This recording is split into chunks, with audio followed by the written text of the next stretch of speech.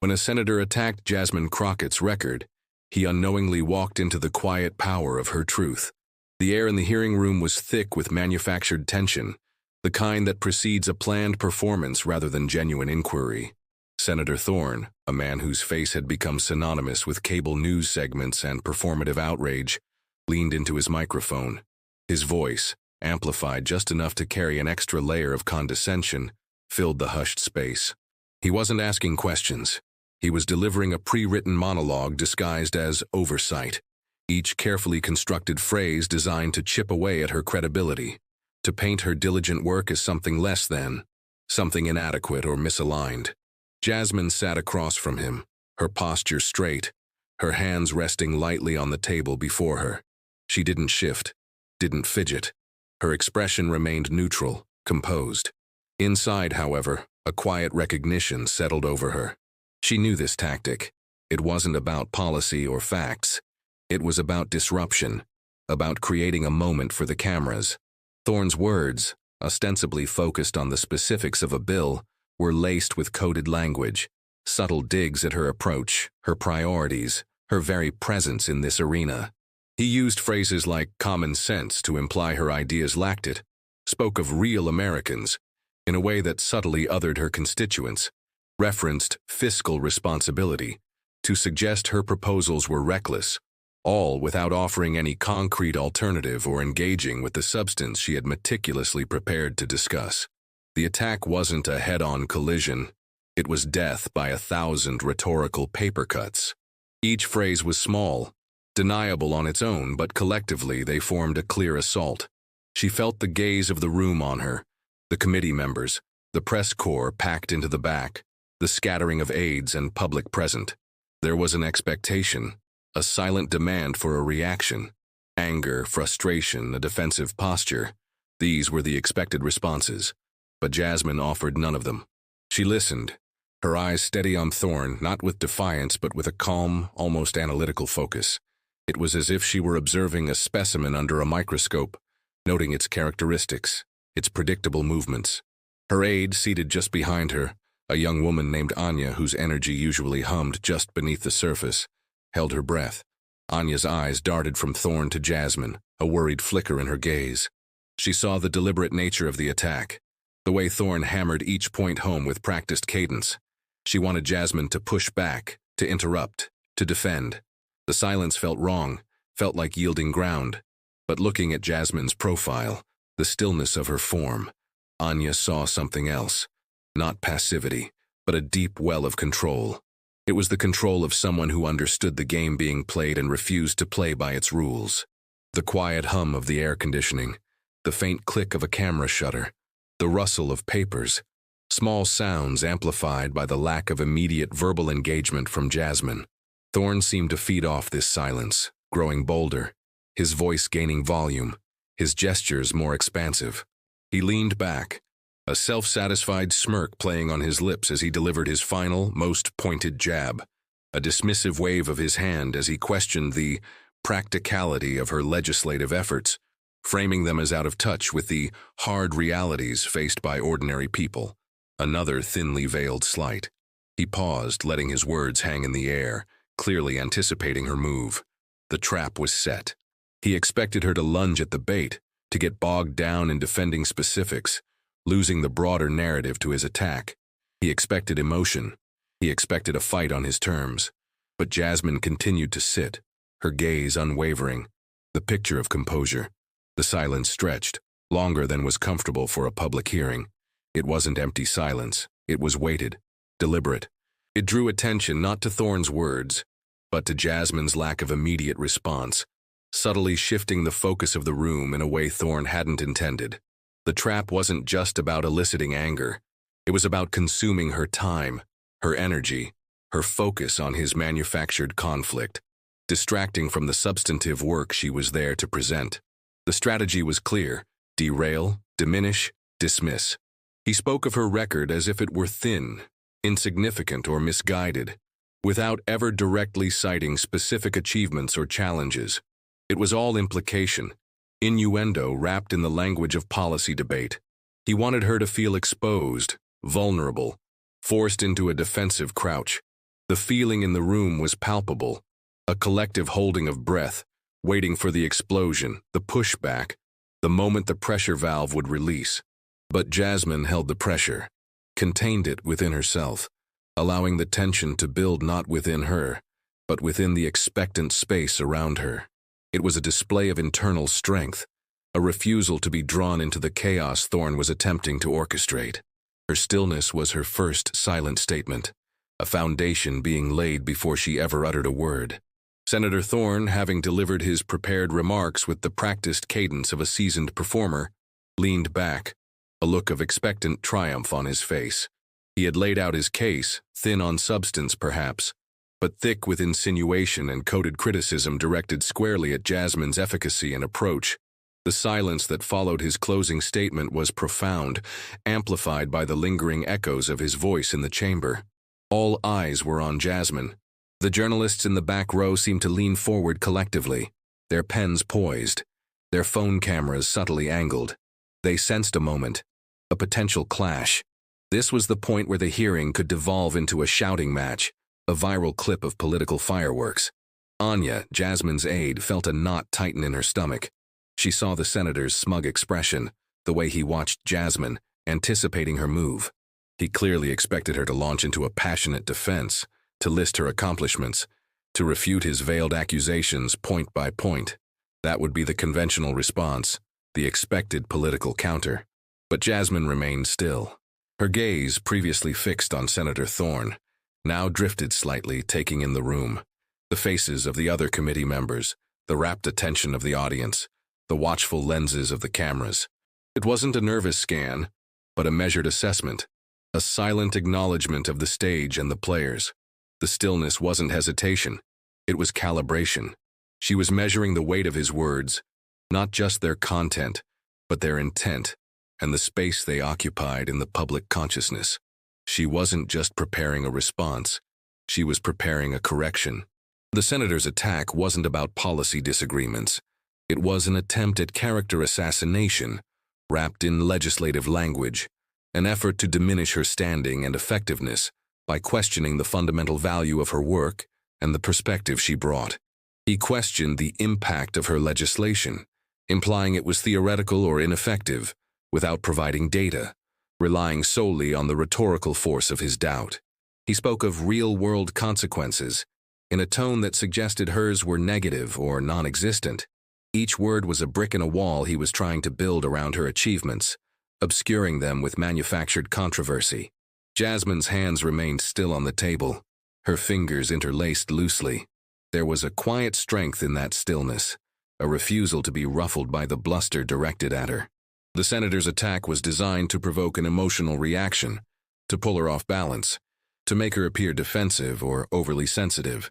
He wanted to force her into a position where she had to justify her very existence in that space, her right to propose legislation that challenged the status quo he represented.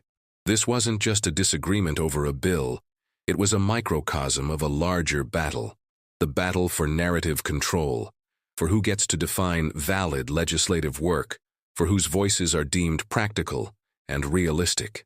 Thorne's confidence bordered on arrogance.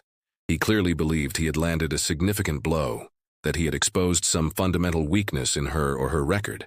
He leaned back in his chair, a subtle shift in posture that signaled he was done with his performance, and was now ready to watch her squirm. The other committee members watched, some with detached interest, others with subtle expressions that revealed their political leanings or personal opinions.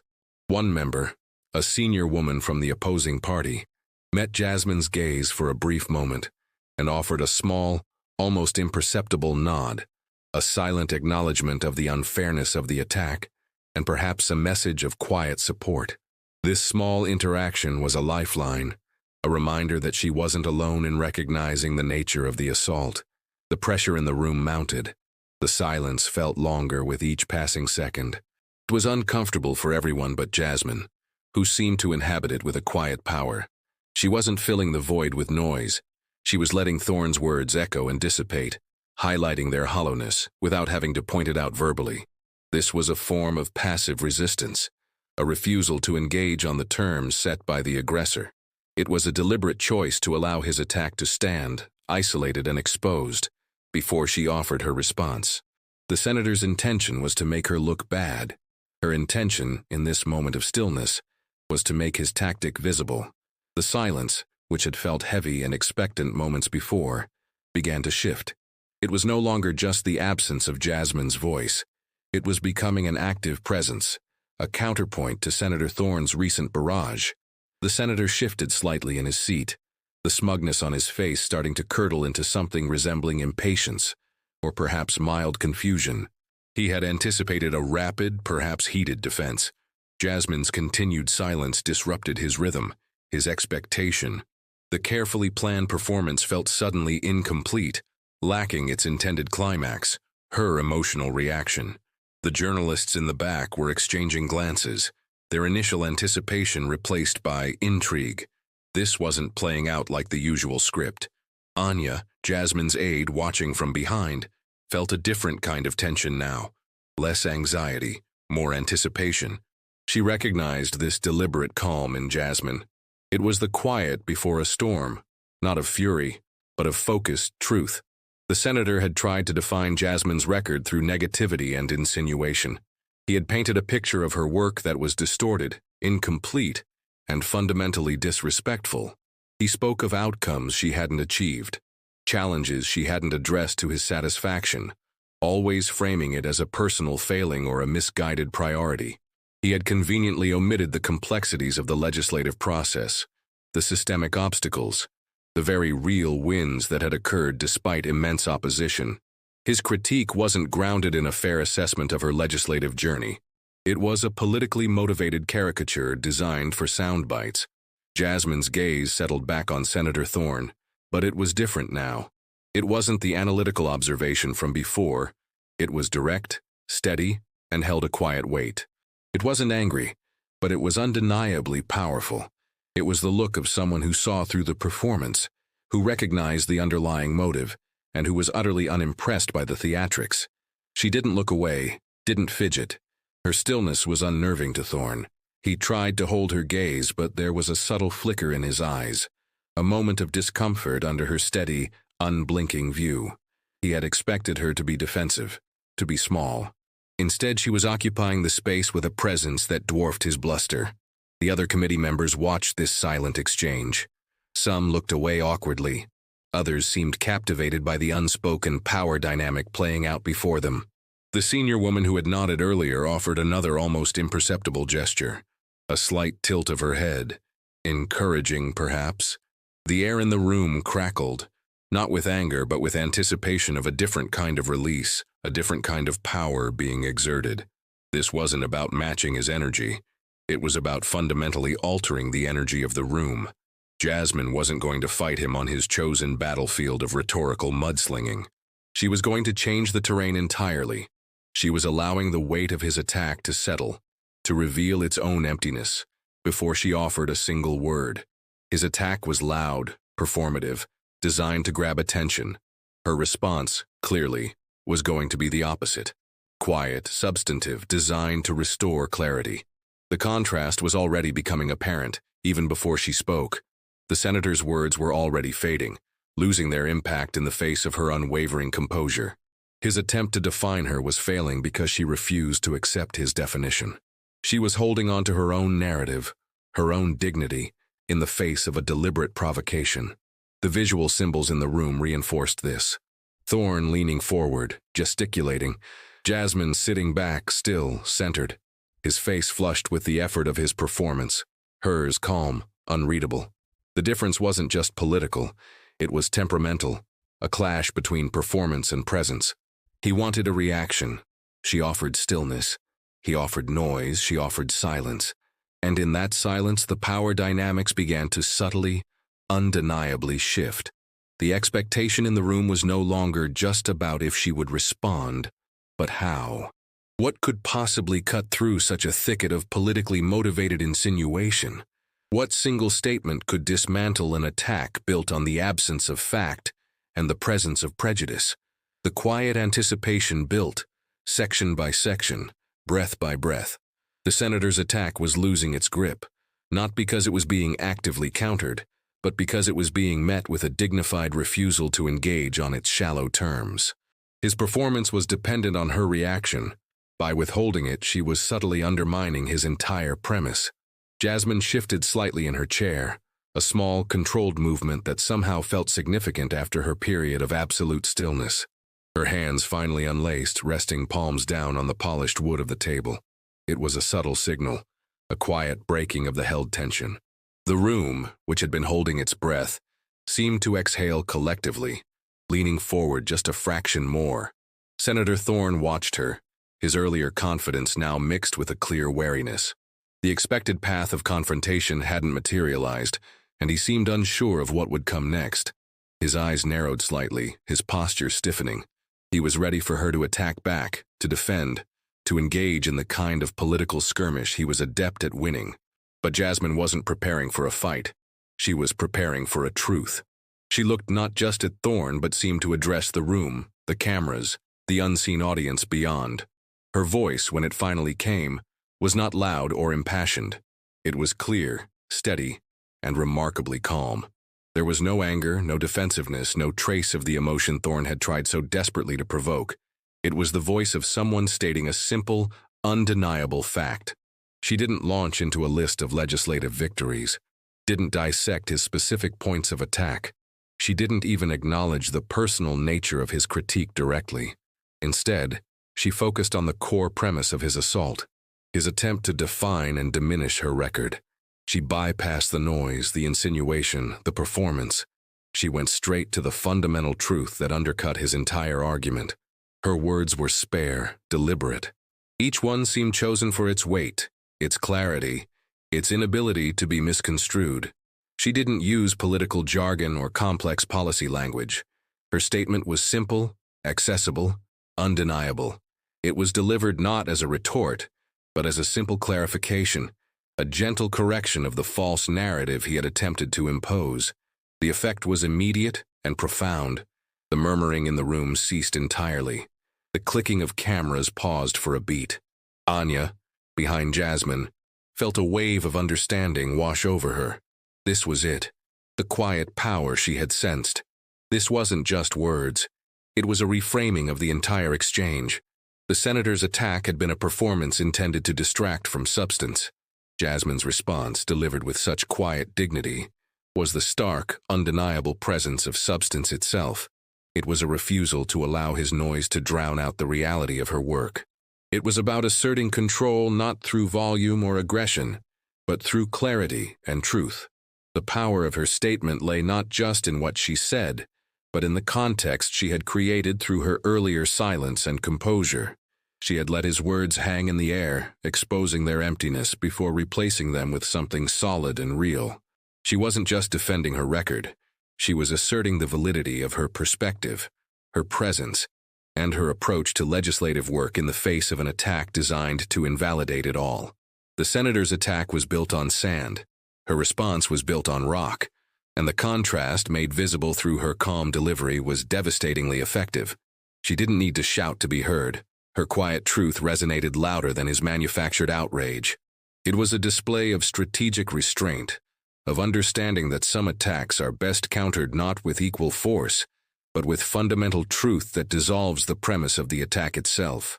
The feeling in the room shifted from tension to something like awe, a recognition that they were witnessing not just a political exchange, but a masterclass in dignity under pressure. The senator's attempt to bait her into a typical political spat had failed spectacularly. He wanted to drag her into the mud. She simply pointed to the clean ground she stood on. The statement hung in the air for a moment, not heavy with emotion, but light with undeniable truth. It was a single sentence, delivered with the quiet force of gravity. It didn't refute Senator Thorne's points one by one. It rendered the foundation of his argument irrelevant. He had attacked her record, implying it was insufficient or non-existent. Her statement was about what constituted the record, about the documented, verifiable work that stood in stark contrast to his vague accusations. It was so simple, so factual, that it stripped away all the political theater, leaving only the unadorned reality. The journalists were now furiously typing, sensing the shift. recognizing the quote that would likely dominate headlines. Phones, previously held discreetly, were now openly recording, capturing the reaction. Senator Thorne's face, moments before confident and smug, visibly tightened. His eyes widened slightly, a flicker of surprise giving way to annoyance, then perhaps a hint of embarrassment. He had expected a complex defense, something he could pick apart with further rhetoric. He hadn't anticipated a statement so clear, so concise, and so fundamentally true that it left no room for his usual verbal maneuvers. It wasn't an opinion. It was a verifiable fact about her legislative process, about the documented steps and tangible outcomes of her work that he had either ignored or misrepresented. His performance depended on the malleability of the narrative, on being able to define her work negatively without consequence. Her statement was an anchor, pulling the conversation back to reality. The room seemed to collectively lean in, captivated by the sudden, decisive pivot. It wasn't a dramatic yell or a passionate speech. It was the quiet drop of a stone into still water, creating ripples that spread across the entire surface. This was the viral moment, born not of conflict, but of clarity. It was the single line that would be clipped, shared, and dissected, not because it was explosive, but because it was undeniable and delivered with such profound composure. Anya, watching from behind, felt a surge of pride, mixed with the relief that comes when immense pressure is finally released, not through explosion, but through precise, strategic action. She knew this was the moment the narrative shifted. The senator's attack was now secondary. The primary event was Jasmine's response, her quiet assertion of truth. His attempt to make her look weak had inadvertently highlighted her strength, not physical or vocal strength, but the strength of conviction and the power of reality, in a space often dominated by illusion. He had tried to weaponize language against her. She had countered with language that disarmed his weapon. The impact was visible on the faces of the other committee members. Some nodded slowly, others exchanged knowing glances. The senior woman who had offered support earlier now had a look of quiet satisfaction. They had witnessed a political attack being dismantled not by force, but by dignity and truth. The silence that followed her statement was different from the silence before. It wasn't expectant. It was absorbing. It was the silence of a room processing a fundamental shift in perspective. The senator cleared his throat, attempting to regain control, but the energy had irrevocably changed. His performance felt hollow now, exposed by the simple, undeniable fact she had placed on the table. He could no longer simply dismiss her record. He had to contend with the documented reality she had just highlighted. His attack had aimed to create a cloud of doubt. Her statement was a beam of light cutting through it. The power dynamics had completely reversed. He was now the one scrambling, searching for a new angle of attack, while she remained centered, her quiet statement acting as a shield against further baseless accusations. The vulnerability he had tried to impose on her was now his own. He had overplayed his hand, underestimating the power of truth delivered with unwavering composure. Senator Thorne, visibly flustered by the unexpected clarity of Jasmine's statement, attempted to recover. He stammered slightly before launching back into a series of questions, but the momentum was gone. His tone was different now, less confident bluster, more defensive annoyance. He tried to reframe his attack, to suggest her statement was a deflection, but the simple, factual nature of her words made his attempt transparent. The room saw it. They saw him trying to rebuild the wall of insinuation that her single sentence had just dissolved. Jasmine listened patiently as he spoke, her composure unwavering. She didn't interrupt, didn't react emotionally to his renewed efforts. She allowed him to speak, allowing his fumbling attempts to regain control to further expose the weakness of his position. Her viral statement had fundamentally altered the terms of engagement. He was no longer attacking a vague, easily misrepresented record. He was now trying to attack a specific, verifiable reality, and finding it much more difficult. The journalists continued to document everything, but their focus had shifted. They weren't just covering a political hearing. They were capturing the aftermath of a significant moment, watching how the targeted individual maintained her dignity and power, after delivering a decisive blow not through aggression, but through truth. Anya watched the senator, a small internal smile forming. He was like a bully whose punch had missed, leaving him off balance and ridiculous. Jasmine's strength wasn't in hitting back, but in standing so firmly rooted that his attacks couldn't move her. The viral line was already spreading outside the room. Aides on laptops were seeing it pop up on social media feeds. Journalists were receiving texts from colleagues asking for confirmation, for context. The narrative was being shaped in real time, and it wasn't the narrative Senator Thorne had intended. His attack was quickly being reframed by the public discourse as an unfounded smear, exposed by Jasmine's calm delivery of fact. People watching clips online, reading transcribed quotes, felt a sense of vindication, of seeing baseless political theater cut down by simple truth. Her restraint in the face of provocation amplified the power of her eventual statement. It wasn't a reaction. It was a considered response, delivered when she chose to deliver it, on her terms. Thorne continued his questioning, but his voice lacked the earlier conviction. He was going through the motions, fulfilling his allotted time, but the impact he sought had evaporated. He kept glancing at Jasmine, perhaps hoping for a sign of frustration, of being worn down. But she gave him nothing. Her face remained calm, her posture relaxed yet attentive. She answered his questions directly, concisely, providing factual responses that highlighted the contrast between her substantive work and his rhetorical attacks. She didn't engage with the underlying disrespect.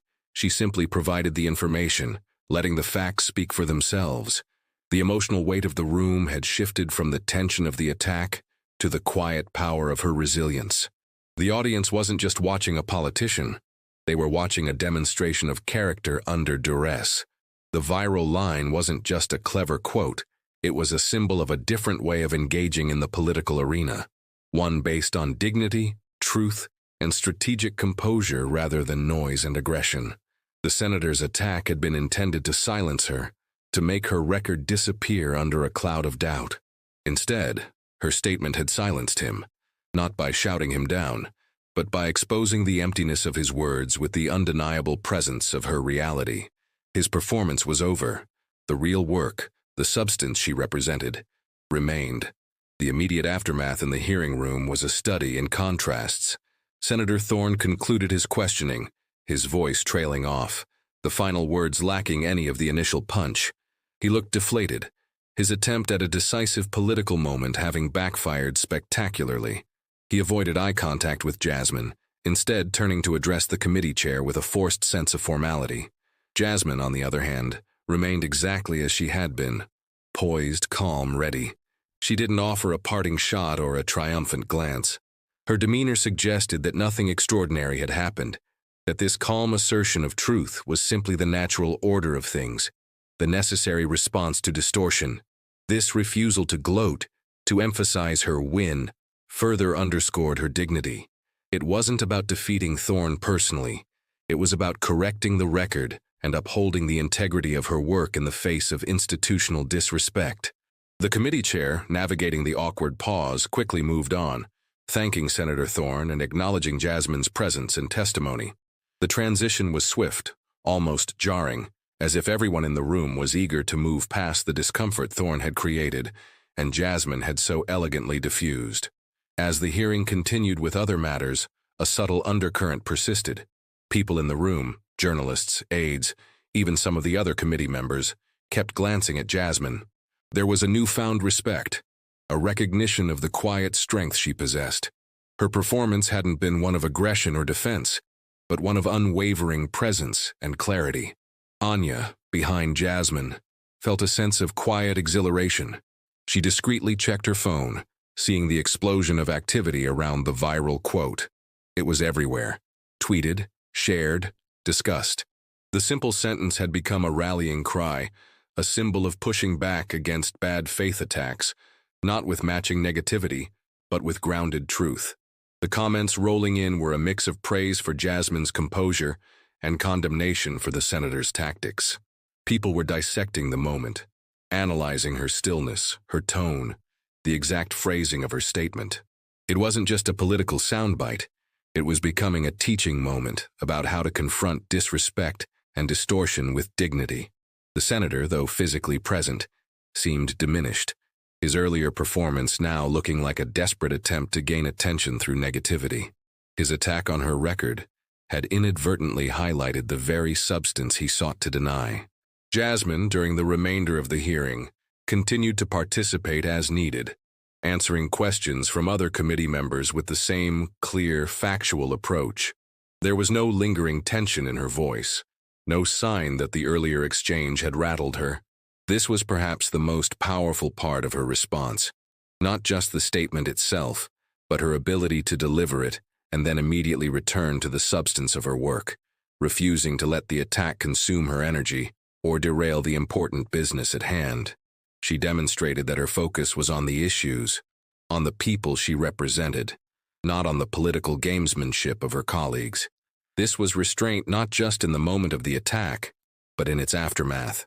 She didn't dwell on it, didn't seek to capitalize on it beyond the necessary correction.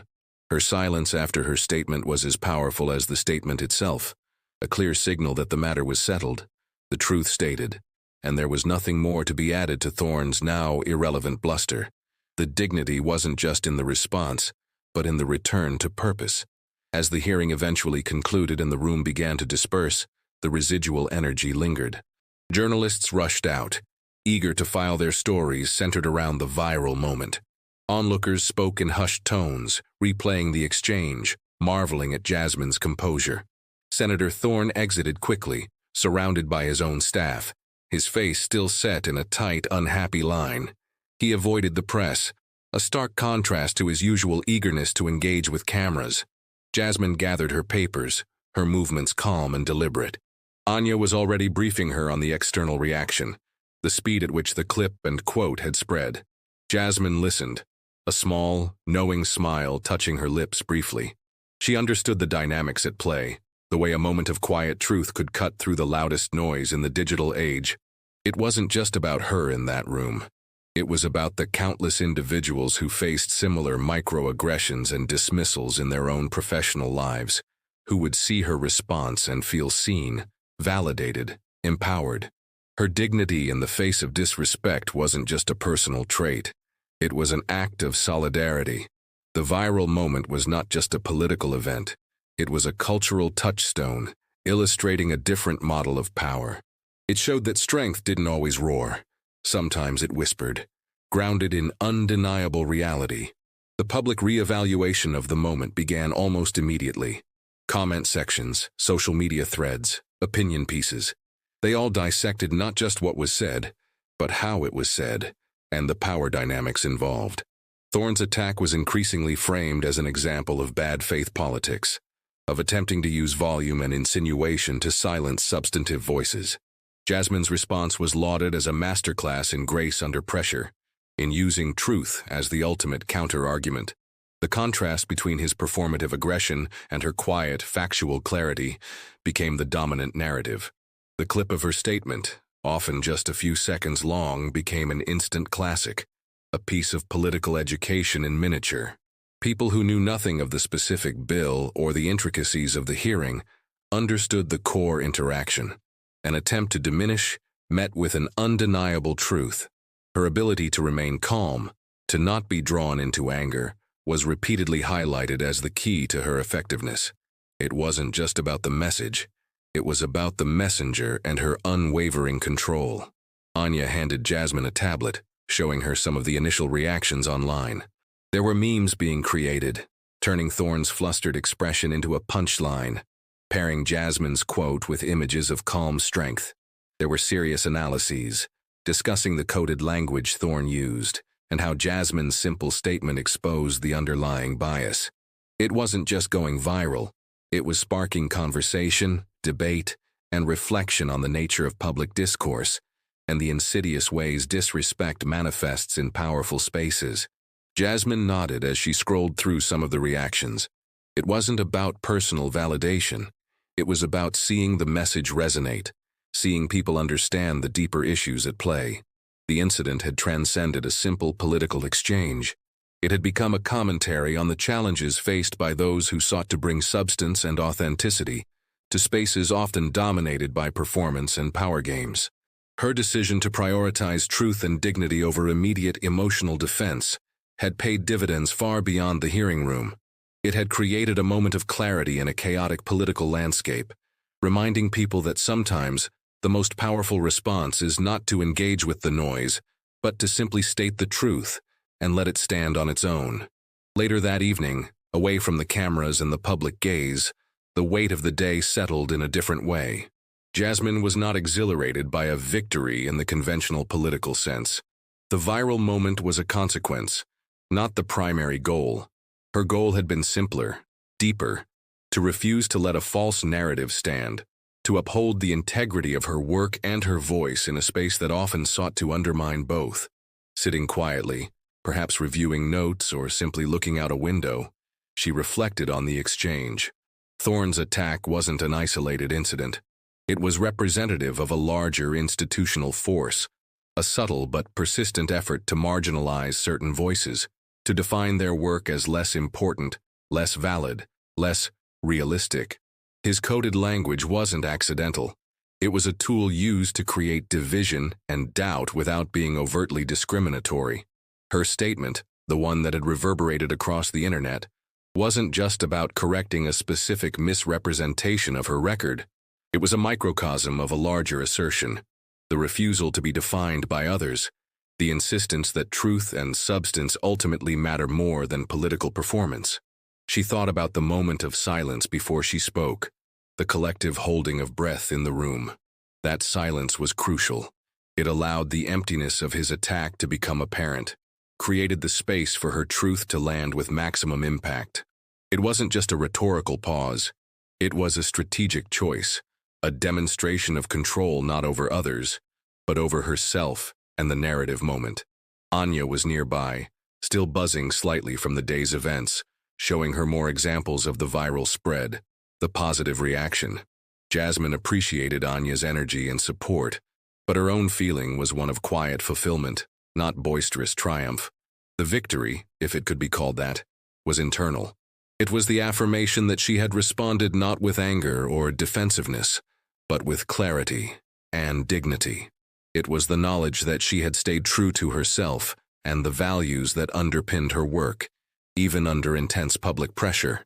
She hadn't lowered herself to his level. She had elevated the conversation, or at least offered the possibility of elevation. The viral quotes, the positive commentary, the public reevaluation, these were positive outcomes, evidence that the message had resonated. But the core strength came from within, from the decision to meet disrespect with dignity, noise with truth, and aggression with composure. The incident was a reminder that politics, at its best, could still be about substance and character, even in the face of relentless pressure to make it about performance and personal attacks. The senator's attack, intended to discredit her, had instead served to highlight the very qualities that made her effective and respected. He had tried to make her record invisible. Her response had made its substance undeniably clear. The power wasn't in silencing him through argument, but in rendering his argument irrelevant through the simple, undeniable weight of reality. The battle wasn't over, of course. There would be other attacks, other attempts to derail and diminish. But this moment, the quiet assertion of truth in the face of loud insinuation, would serve as a touchstone, a reminder of the power of dignity and composure in the political arena. The ripple effect of that quiet moment extended far beyond the immediate news cycle. The viral quote continued to circulate, appearing on T-shirts, protest signs, and online forums dedicated to discussing effective advocacy and political strategy. It became shorthand for responding to bad faith attacks with dignity and truth. Academics studied the clip, analyzing the rhetoric, the power dynamics, and the impact of composure in public discourse. Communication experts pointed to it as an example of how true authority comes not from volume or aggression, but from clarity, substance, and unwavering self-possession. The incident sparked broader conversations about the nature of political attacks, the use of coded language to undermine individuals based on their background or perspective, and the challenge of maintaining integrity in a highly performative public sphere. People shared their own stories of facing similar attempts to diminish their work or their voice, finding inspiration in Jasmine's response. The moment served as a powerful illustration of the difference between engaging in political combat and upholding a standard of dignity and truth. It wasn't about winning an argument in the traditional sense. It was about refusing to lose oneself in the process, refusing to be pulled into a negative spiral. The senator, after the hearing, faced his own quiet reckoning. While his base might have applauded his initial attack, the widespread sharing and positive reception of Jasmine's response subtly shifted the ground beneath him. He was no longer seen as a formidable questioner, but as someone whose bluster had been exposed by simple reality. His subsequent public appearances seemed slightly less confident, his usual aggressive posture tempered by the memory of that moment. He had tried to create a spectacle of her perceived weakness. Instead, he had created a spectacle of his own misguided strategy. Jasmine continued her work, the incident becoming a footnote in her broader legislative efforts, albeit a significant one in terms of public perception. She didn't dwell on it, didn't use it as a constant point of reference. Her focus remained on the substance, on the policies and the people. This, too, was part of the quiet power, the ability to move forward, to not let the negativity of others define her path or consume her energy. The lesson of the moment wasn't just about crafting a perfect response. It was about cultivating an inner state of composure and clarity that made such a response possible. It was about understanding that true power lies not in silencing others, but in making the truth undeniable. The public felt this, the sense of moral clarity her response provided. They saw not just a politician, but a person acting with integrity under pressure, choosing dignity over drama, substance over spectacle. It was a powerful reminder that even in the most contentious spaces, quiet truth can resonate louder than the most aggressive noise. The viral spread wasn't about chasing fame. It was about truth finding its audience, about a moment of quiet strength being recognized and amplified by a public hungry for authenticity. The outcome wasn't a knockout punch. It was a quiet, persistent shift in the moral and narrative landscape, proving that dignity, when held firm, is a formidable force. If this story moved you, share it. Not to go viral, but to remind people what dignity looks like.